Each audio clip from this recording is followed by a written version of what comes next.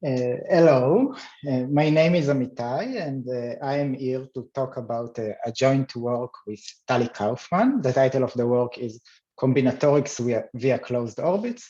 Number theoretic Ramanujan graphs are not unique neighbor expanders. So in this talk, I will not explain what are closed orbits, but I will explain why number theoretic Ramanujan graphs are not unique neighbor expanders. Okay, so let's give the setting for our problem, which is vertex expansion of small subsets. So let X be a sparse D regular graph. And by sparse, I mean that D is fixed, let's say 100, the degree, and X is the size of the graph grows to infinity. Now, given a subset y in X, let n of y be the subset of its neighbors, where we allow n of y to contain vertices from y itself. And now the vertex expansion problem of small subset is to show that for every subset y in X, which is small, let's say little o of X, we want to show that the number of neighbors of y relative to y is large.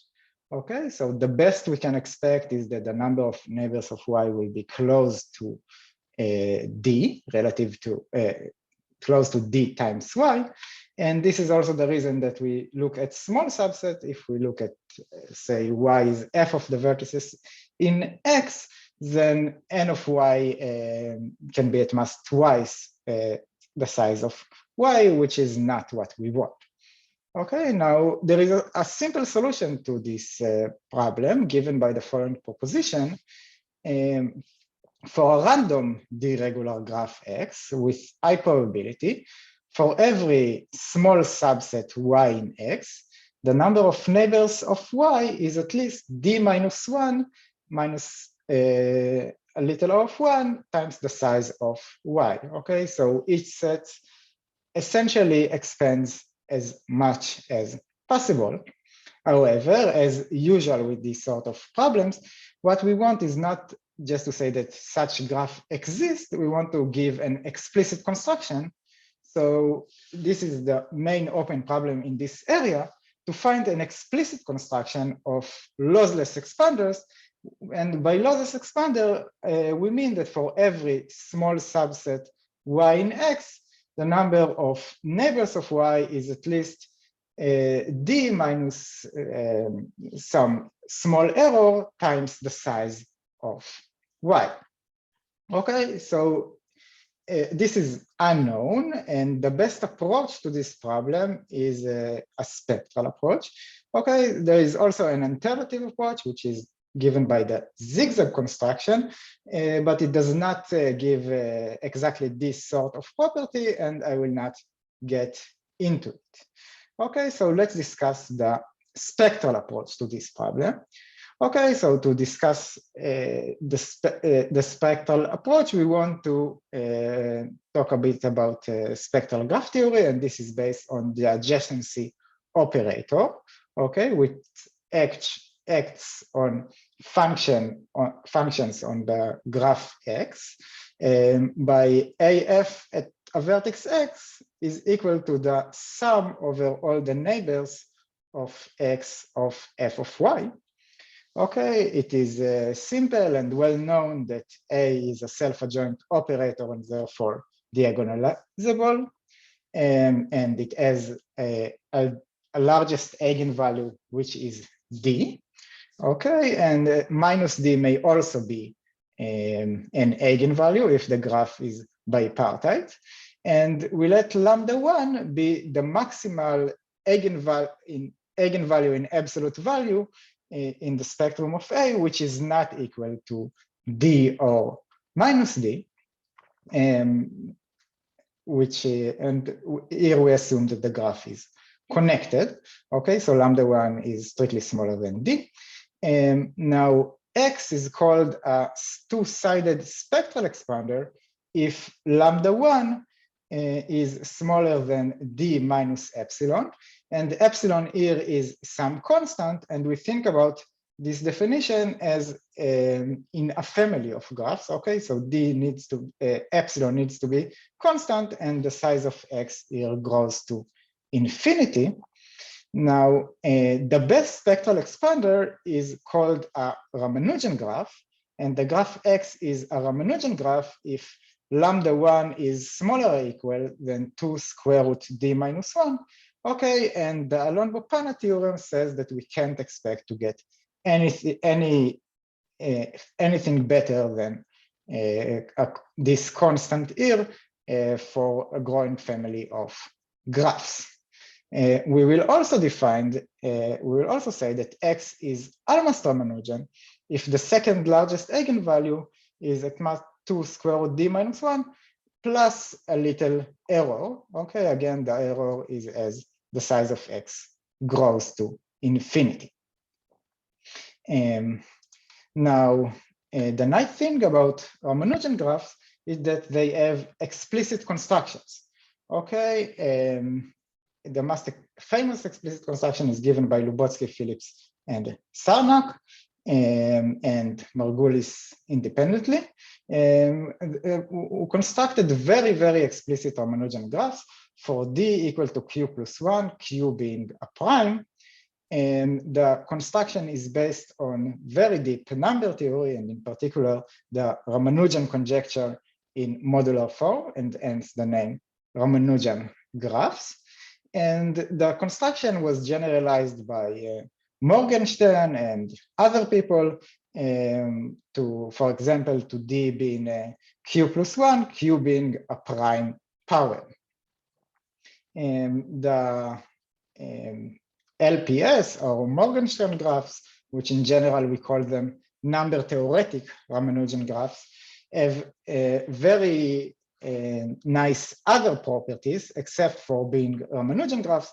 For example, they are symmetric. Actually, they are Cayley graph of a certain group, and they have extremely high girth, meaning that the length of the shortest cycle in them is very long. There is also a generalization of Ramanujan graphs to higher dimension called Ramanujan complexes by Lee and by Lubotsky, Samuels, and Vishna. I will mention them at the end of this talk. Okay, so what's the connection between the vertex expansion problem and Ramanujan graphs? So it is given by the following theorem of Kaale. So Kaale's theorem says that if X is a Ramanujan graph and Y is a small subset of X, then the number of neighbors in Y is at least d over 2 minus a little constant times the size of Y. Okay, combining this theorem with the fact that we can construct explicit Ramanujan graphs using the number theoretic constructions, this theorem gives us the best explicit construction of small set expansion in Ramanujan graphs. Okay, sorry. So the fact here is that we can get expansion which is d over 2, which is quite big and quite nice. However, it is still there is still a gap between this and the random construction, which give us something essentially close to d. Okay, now this d over 2 is very annoying for the following reason, which I will give in the next slide. Okay, so assume that we add a result which is just a bit better than what the result of Kaale gives us. Let's say that the number of neighbors of Y is at least d over 2 times the size of Y. Then in this case, it is not hard to show that there is a neighbor of Y which is connected to the set Y by a single edge, okay? And such a neighbor is called a unique neighbor, okay? For example, in this diagram, the neighbors of Y are the blue vertices, and the green vertex is a unique neighbor of the set Y, okay? Those are not unique neighbors, and these two blue vertices are also unique neighbors. The conclusion is that if we beat the d/2 threshold, we will get unique neighbor expanders which have many applications.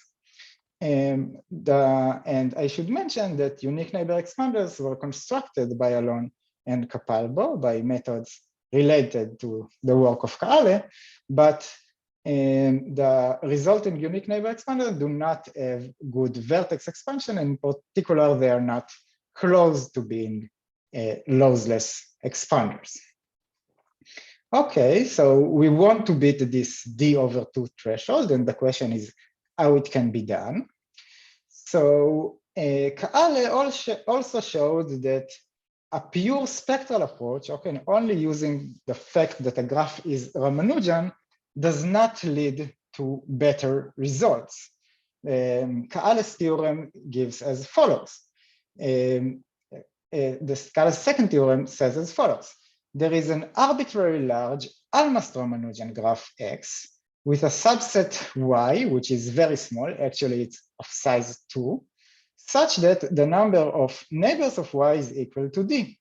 Okay, in particular, it means that the numbers of neighbors of Y is d/2 times Y. And so the Kaale construction is given by this diagram. Okay, there are two vertices which are connected to the other vertices, and it turns out that we can put this construction and near a big Ramanujan graph and get almost Ramanujan graphs in this way. Okay, so in sense the second largest eigenvalue will still be large, we can't show using only the fact that a graph is Ramanujan that every small set expands wonderfully. Okay, however, the construction of Kaale is very non-symmetric. He essentially takes some very specific construction and plugs it in a graph, and it has a very small girth. Okay, it's a cycle of length 4. So we may expect that it will not occur in nature. Okay, for example, in the number theoretic Ramanujan graphs, which are very symmetric and have very high girth, there is no reason that such example will exist.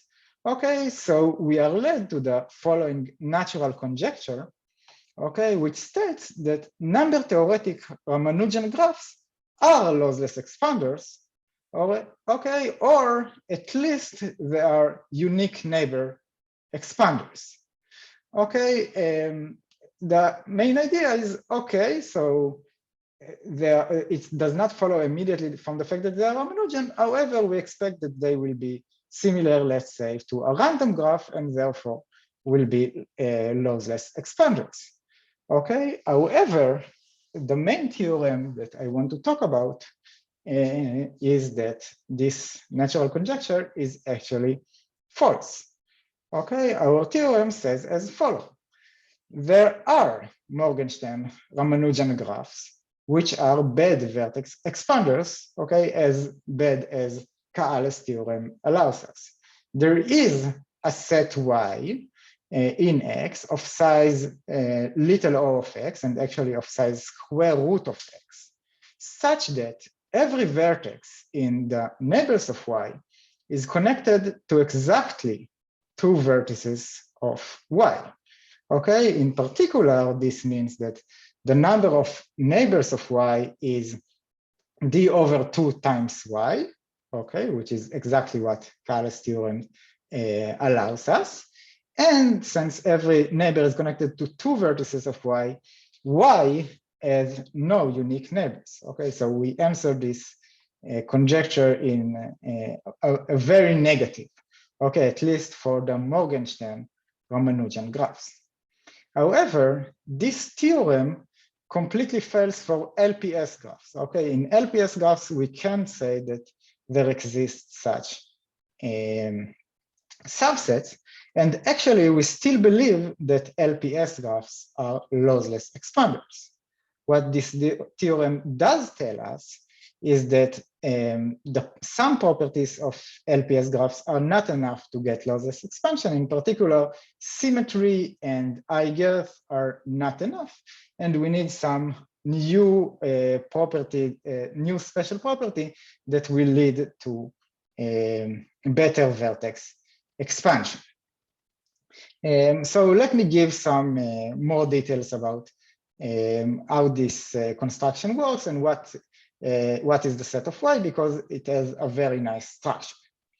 Okay, so the construction goes as follows. So a Morgenstern-Ramanujan graph is a Cayley graph. So it's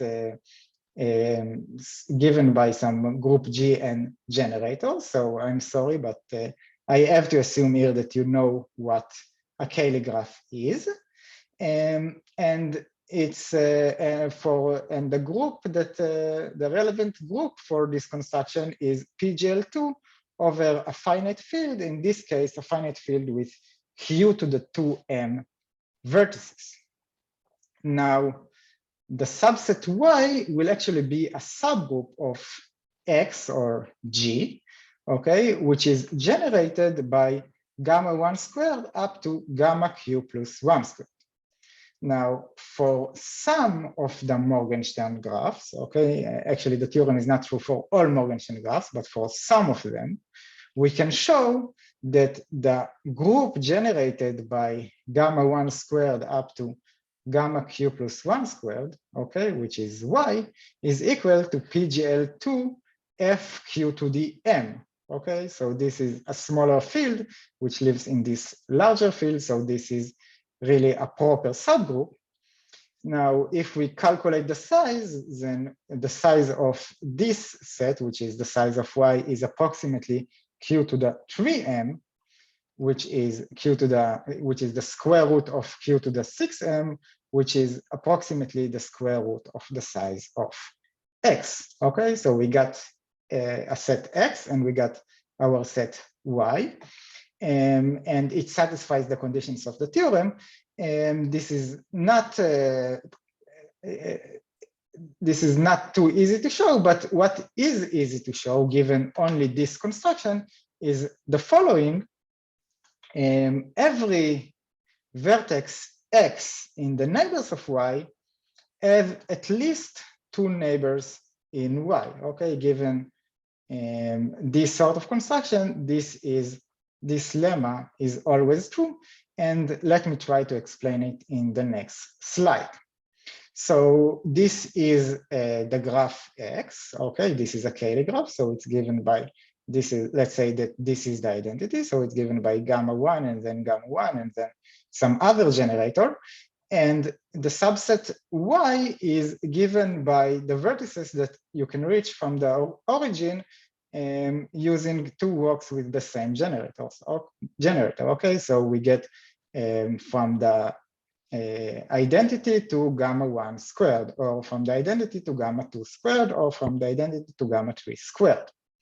Now, the neighbors of Y, okay, since the graph is symmetric, it is enough to look at the identity. The neighbors are exactly the red vertices that we see here, and it's easy to see that each red vertex is connected to at least two blue vertices in this diagram. Okay, so it means that each neighbor of Y is connected to at least two vertices in Y, and a bit more work shows that each neighbor of Y is connected to exactly two vertices of Y.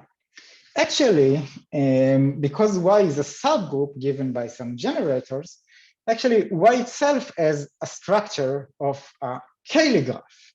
Okay, and this is also a Q plus 1 regular Cayley graph, and it turns out that Y itself is also, as a Cayley graph, a Morgenstern-Ramanujan graph.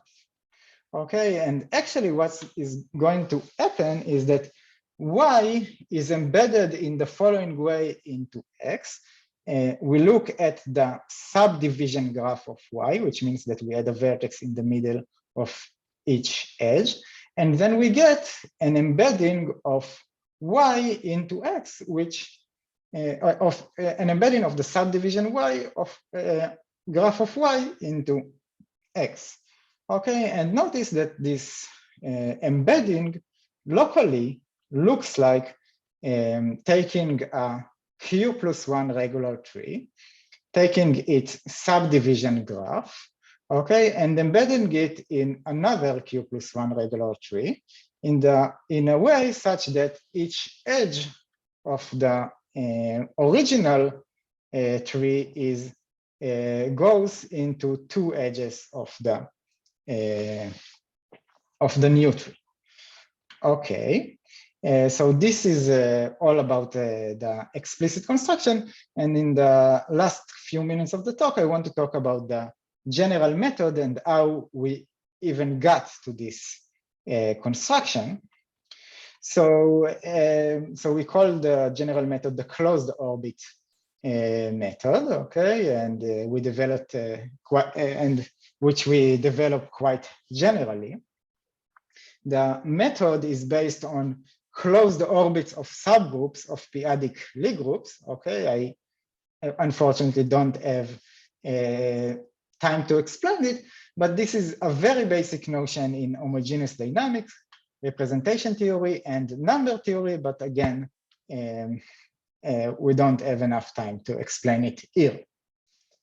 The method starts by understanding a substructure of the infinite covering object.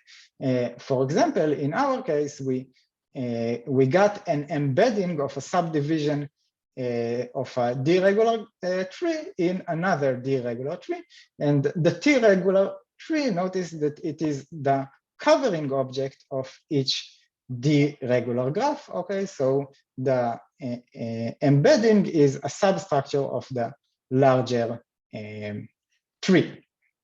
In general, the closed orbit method allows us to find a small structured set in a finite construction coming from number theory, okay, in the same way that we found the small subset Y in X in the Morgenstern graphs.